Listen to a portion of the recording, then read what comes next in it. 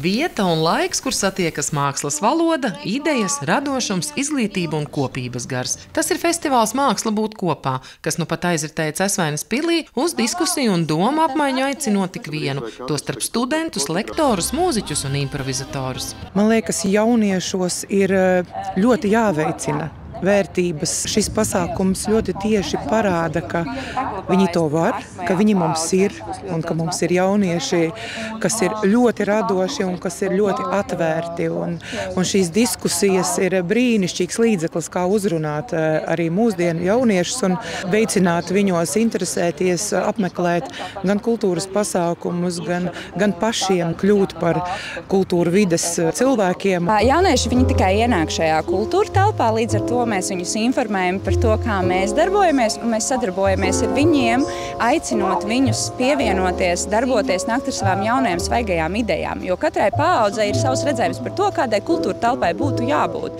Un tad viņi nes šo savu pienesumu un mēs savu pieredzi, un kopā darbojoties mēs varam noteikti bagātināt šo kultūra telpu. Es ļoti priecājos par šo iespēju arī dzirdēt jauniešus, jo arī man, kā pedagogam, ir interesanti dzirdēt gan muzikoloģijas pasniedzēju, gan māksliniekus jaunos, gan aktierus jaunos, gan redzēt dejotājus. Tas iedos mums tādu lielu iedvesmu gan Madonas novadā, gan Cesvainē veidot mums pašiem savu vidi un arī veicināt mūsu vidē to kultūras izaugsmi. Domāju, ka tam jaunajam ir jānāk iekšā. Es esmu tas pasniedzējs, kurš ļoti neturās pie klasiskām vērtībām. Tās klasiskās vērtības, kuras jaunā paudze uzskata, ka viņi grib saglabāt, viņi var saglabāt, jo beigās viņi arī ir lielākie patērētāji.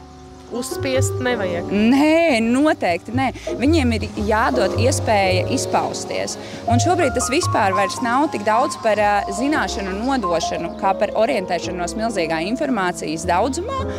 Viņiem ļoti patīk sekot dažādiem arī ārzemju trendiem. Man liekas, ka viņiem ir jāļauj izpausties, jo gala beigās viņi apmeklēs tos pasākumus, kas viņiem pašiem būs interesantāki, un viņi ar sirdi ieguldīsies tajos pasākumos, kurus viņi paši organizēs tā, kā viņi grib. Mēs esam atbalsta programma. Mēs esam tās margas viņu kāpnēm.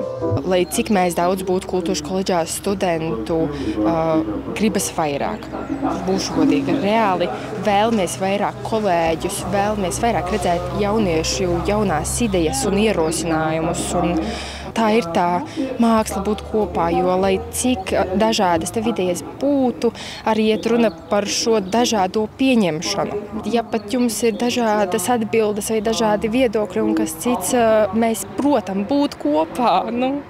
Tā ir tā kultūra, ka mēs uzklausām, un esmu, piemēram, tehniskais, un mans kolēģis ir mūziķis. Mums ir jāsastrādājas, tā ir tā māksla būt kopā, un tad mēs beigās radam kaut ko šādu. Meldra ir kultūras koledžas studente, un šis vienas dienas festivāls ir viņas 2. kursa studiju darbs. Es gribētu, kaut vairāk cilvēku būtu atnākuši paklausīties, jo tas ir tik izzinoši. Būs rokdarbnīca, būs mūzika, būs pasākumu producēšana, būs fotogrāfija, deja. Cilvēki iet, skatās, strādā līdz, uzdot droši jautājumus. Tas viss ir izziņas principi pēc.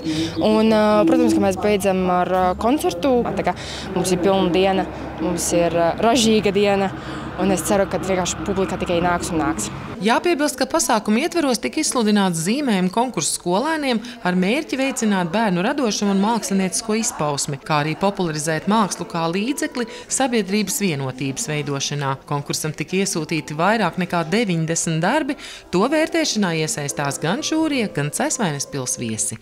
Sandra Zariņa, Andris Milnis, Red TV.